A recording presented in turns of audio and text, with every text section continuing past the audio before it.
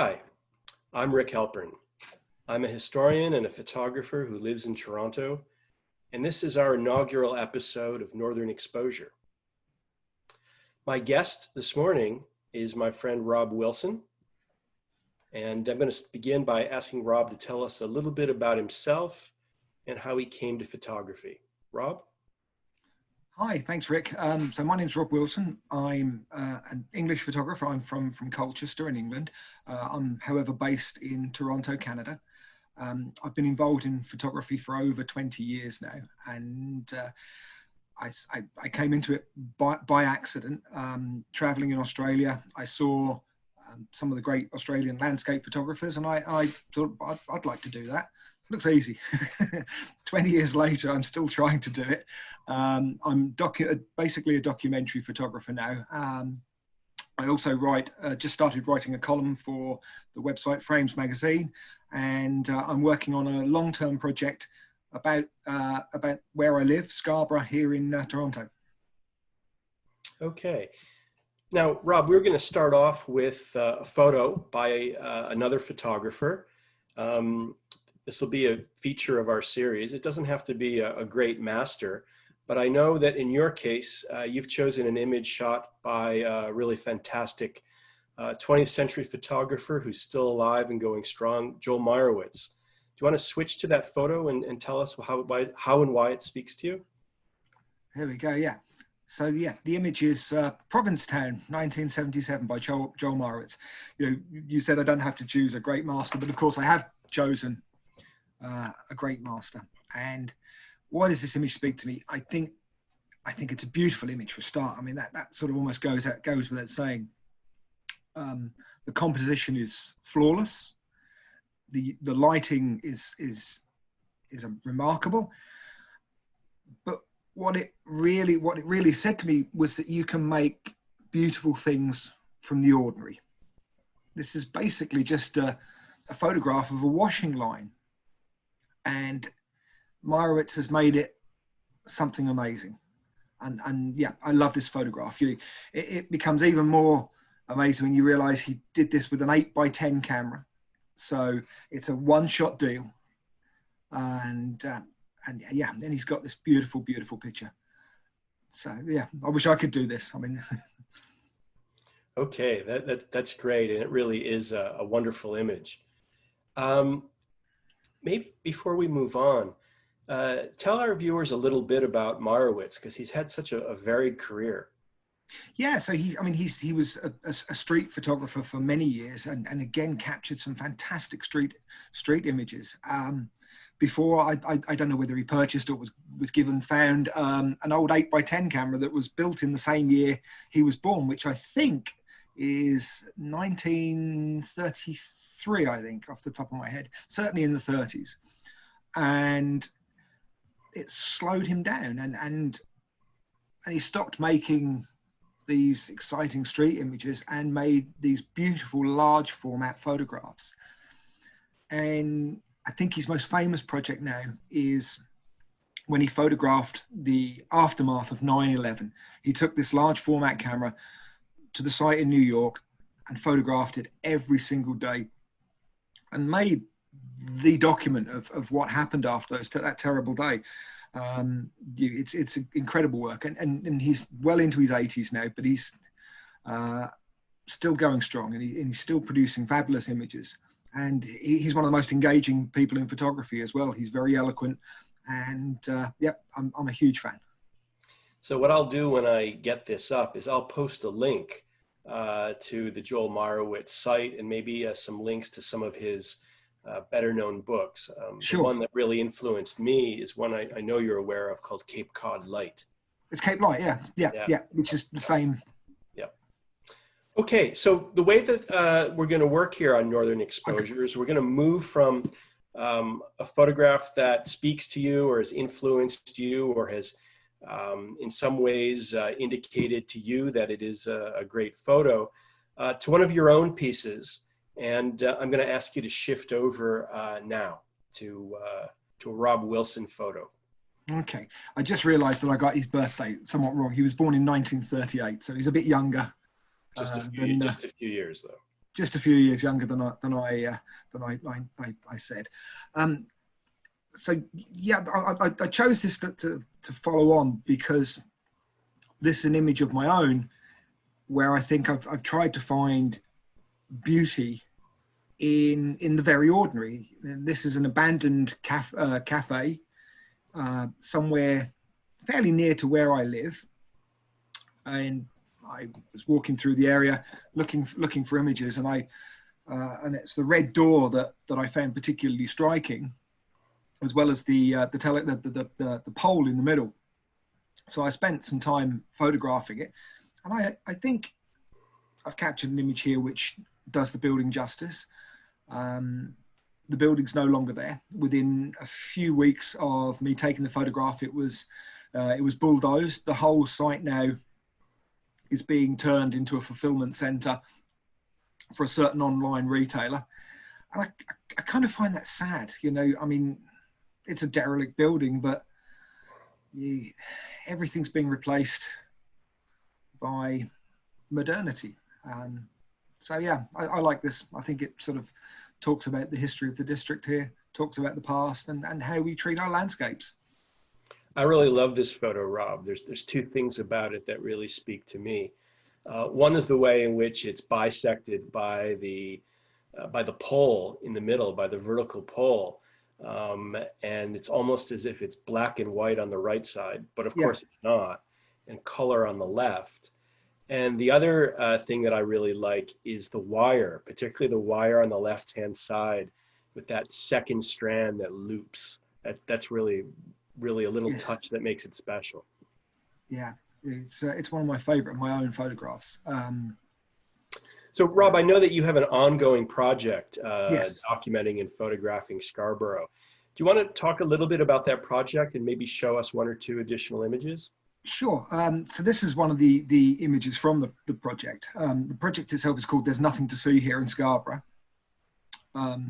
It's a place that suffers some fairly unfair stereotypes. It's been called things like Scarberia, Scarlum.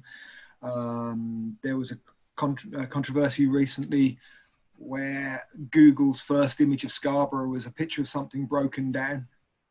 So I thought, well, I'm going to go out and photograph the district and let's see if the stereotypes are true or not. And I don't think they are. I think there's a lot to see here. There's some really striking places. And I found this. It was the middle of autumn and we got a big snowfall. And I think there's beauty here. And that's what I'm trying to find in these interesting visual stories. Yeah, again, it's a photo that I really adore.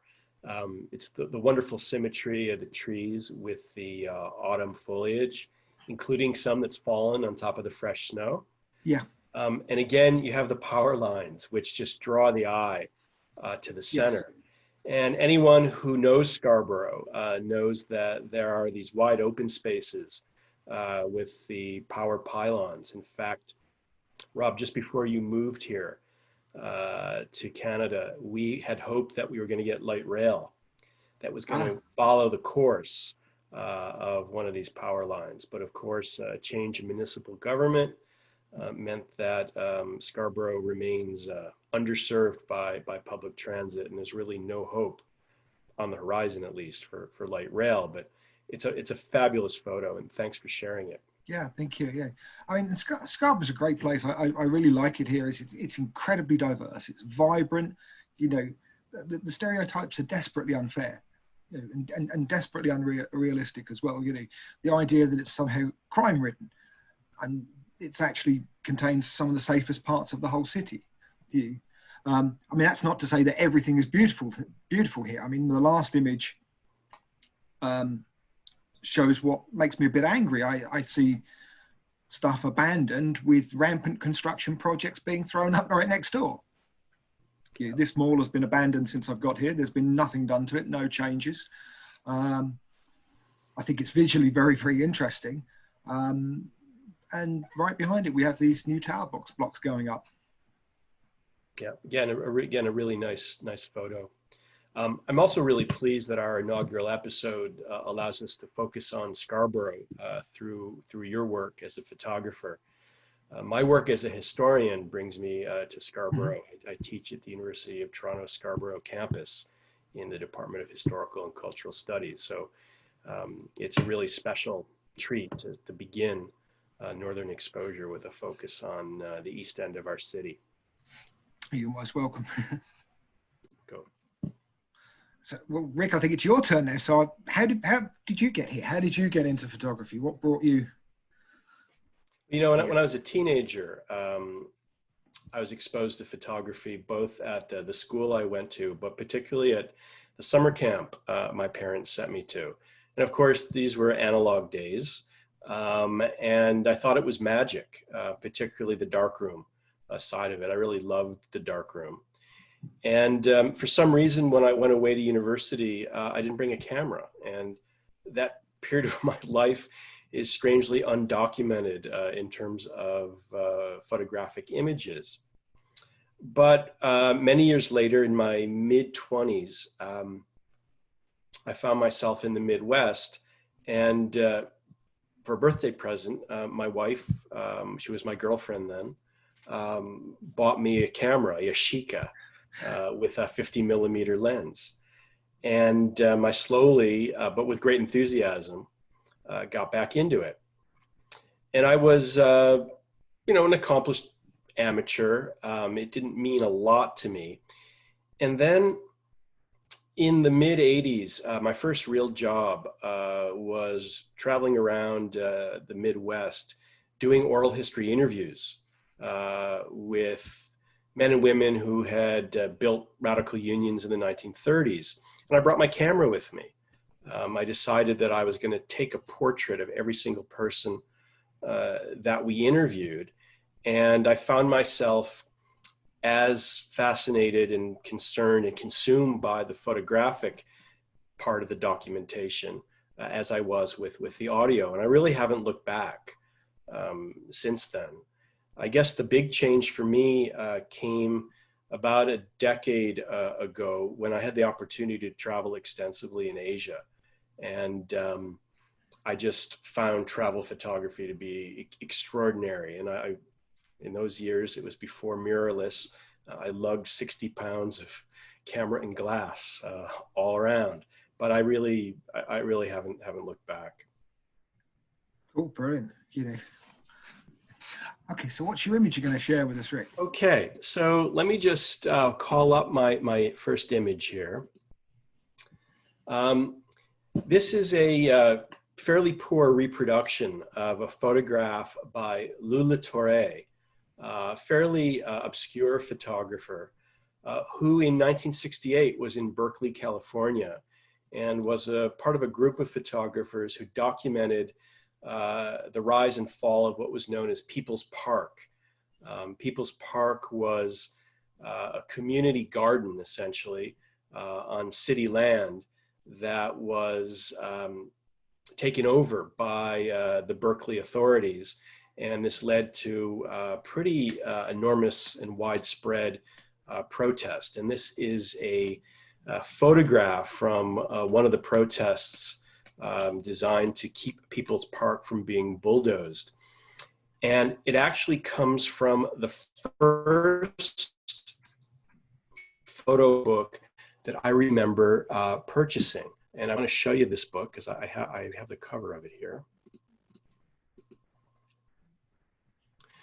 So I picked this up sometime in the 70s. You can see that it was published by Ballantine Books for the princely sum of $3.95. And it contains the work of about 50 photographers. As I explained, they document the creation of the park, the digging of gardens, the collective effort that went into it, the bulldozing of the park, and then the community protests that followed. And if I go back to my photo,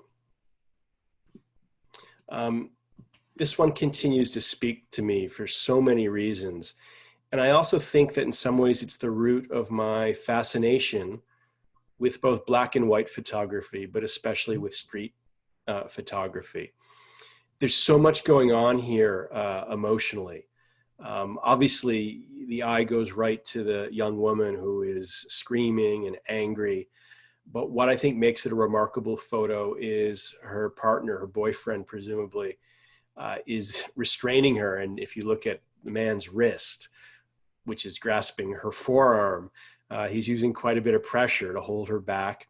But at the same time, the cop on the far left has this young man by the collar, and the cop in the center is menacing with his baton, staring right at the couple. And then in the background, you have an observer who's looking with, I don't know how I would describe that look, perhaps looking on with horror at the scene that's unfolding. So there's emotion, there's drama, and of course it's a wonderful piece of documentary evidence as well.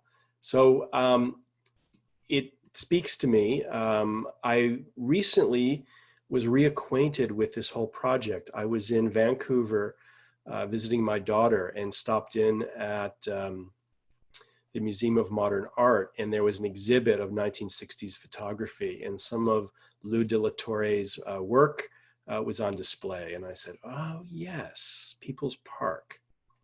So again, one of the earliest photos that I really thought about that hit me emotionally. Yeah, I mean, not a photographer I'd heard of, but it is a wonderful image. I mean, there's real menace in the police officers, and the gaze all focuses on that young woman, from the people around, the police officers around, and the man at the back. It's a beautifully composed picture. It really is wonderful. You know, it really tells you what's going on there. I'd love to find out more about Lou de la Torre and what happened, whether there was a career that followed. Maybe we'll find out. Perhaps. So what images are you going to share with us? Okay. Yep. So I mentioned a moment ago that I was fortunate enough to travel extensively in Asia for the better part of a decade, most of it in China. And one of my favorite locales for street photography is Xi'an in central China, in Shaanxi province. Mm-hmm. There's actually a very large Muslim quarter with stalls that sell food, vegetables, crafts on the street. It covers about 20, 30 square blocks. And over a period of years, I shot hundreds of photos. And this one remains my favorite. Mm-hmm. It's my favorite for a number of reasons. First, it is so reminiscent of Vermeer's Girl with the Pearl Earring. I've actually titled it after Vermeer. Yeah. It's also the young woman's glance over the shoulder. But there are a few other things that make this, for me, a really wonderful photo. One is the fact that she's covered, that she's wearing a head covering, but the way the head covering plays off against the vertical stripes of her shirt. There's also her glance itself. I spent about 30 minutes trying to get this shot. There are 7 or 8 others that didn't quite do it. And she knew I was there. We communicated visually. I don't speak enough Mandarin to carry on a conversation. But that glance, I think, is a mixture of annoyance and also because it's a public stall, it's sort of, listen, mister, you've been standing there for 20 minutes. You're going to come and buy some of my food, or you're just going to take pictures. Did you go and buy some of her food? I did, in fact. In fact, over the years, I've bought noodles from her. In fact, that leads me to the other thing that I like about this photo. This figure here, I don't know whether my cursor is going to appear. This figure here is the most complicated figure in written Mandarin. And it basically means hot, spicy noodle soup, which is what she's selling. But it is part of a larger series. I can show you this one, which was taken maybe 30 or 40 meters away. I called it Attitude. I love the hat, the head that the young man is wearing. And if you look closely at it, there's also another hand here, which is chubby and almost looks like it's a trotter or something waiting to be cooked. And there's a pile of bread as well. Very cool. But there's about 20 or 30 of these images in my larger project, and I'll put a link up to it. And people often ask me, what would these look like in color? And many of them would look amazing in color, but I really am pretty committed black and white photographer. And I think that these photographs really pop in black and white. It's a very cool project. I'm familiar with where you shot the project. I've been there myself and shot pictures of the people. I did it in color, but yeah, it's a fascinating place. I'm particularly struck by the first photograph of the young woman. That gaze, it's very striking indeed. It's a very effective gaze, and it really makes the photograph. It's a bit somewhat confrontational, but not angry or mean. The thing that came to my head was perhaps she's just saying, well, let's just finally get this photograph right. Yes. So great shot. Yeah. And a great project, a really fascinating project. Great. Well, listen, Rob, thanks so much for joining me this morning. You're most And welcome. as I said, this is an inaugural issue of what will be an ongoing project, and hopefully a collective one. I want all of my initial guests to feel that they're co-creators and co-owners, and hopefully others will join us. So thank you, Rob. Brilliant. You're most welcome.